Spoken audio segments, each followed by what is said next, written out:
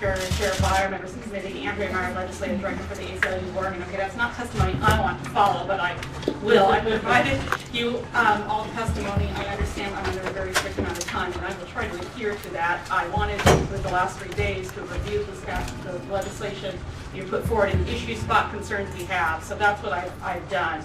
I'm also providing a letter from Chief Ron Louie, retired at Hillsborough. He could not be here today, but he wanted to point out and testify here today that he was opposed to this as a 33-year law enforcement officer, 20 years experience of chief, that this will result in uninsured and unsafe drivers, that community activists and community meetings with him for decades have been the one issue of uninsured drivers, and that we should not confuse federal immigration law with our driver's licenses. And we echo those same concerns. My name is David Villalpando. I am the president of Guadalajara in Oregon, a non-profit organization that is working in the relation that exists between the city of Guadalajara in Mexico and the city of Portland for 25 years. Great relation that has been developed business all the way. The reason why I'm here today is because as an Oregonian, I'm concerned about safety. And we agree with the legality, and we definitely believe that we have to enforce the law. The only problem is that just states like California, where it's maybe 2 million ghosts, so people that doesn't have a driver's license or ID, is bringing many issues and many problems for the state. And many of those are concerned. One thing we want to mention that has not been mentioned yet is that we would like to provide an alternative document that can provide security on the identity of people that doesn't have a social security number, which is the tax ID number that a federal agency provides to people that doesn't qualify for a social security number. That's called the ITIN, which is a unique, as the social security number is a number, is unique for the people.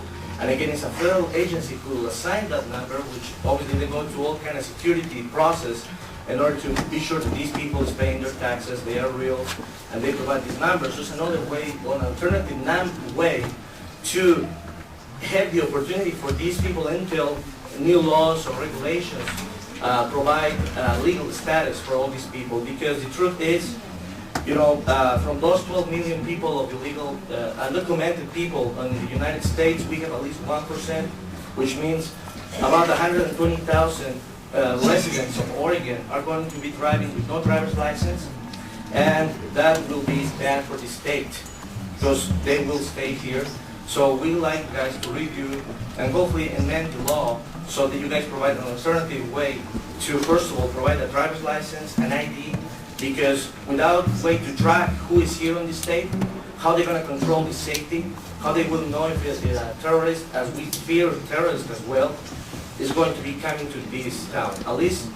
And it's something that I really appreciate the opportunity, because I finally get to meet the smart people in the state of Oregon that knows how to control people that come to this state. At least you guys know how many we are, where we live, who we are, and hopefully you guys keep making those decisions that can keep this state as safe and moving forward.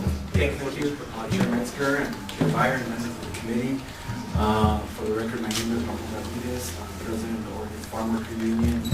And for the record, I want to state that as of about a half hour ago, we had counted at least close to almost 4,000 people outside attending this hearing. And we have in front of you right here 9,000 and something petitions on both sides. Some have signatures on them. All have signatures, but it's for the record, we have close to 10,000 petitions for those people that couldn't testify or couldn't come today. So as you know, members of the committee, this is a very important issue for the Latino and Hispanic community in the state. And I want to bring up Omar Peraza, and I want to give him my time. I have written testimony, and I've already submitted that to the administrator for your reading. But I want to say three things. One, quiero decir en español que queremos la licencia para atrás a todos los inmigrantes. I want to say that we are in opposition to the legislative concept because it has one fundamental flaw, is that you take away the driving privileges of hardworking Oregonians who reside here in the state, who have contributed economically to the viability of the state of Oregon. And you got to recognize that. You know, whether you understand it or not, whether you agree with it or not, tens of thousands of Oregon residents were issued driver's license and use that driver's license every day to provide a service, to put food on the table in the state of Oregon. And I think we got to do something. That's a big flaw.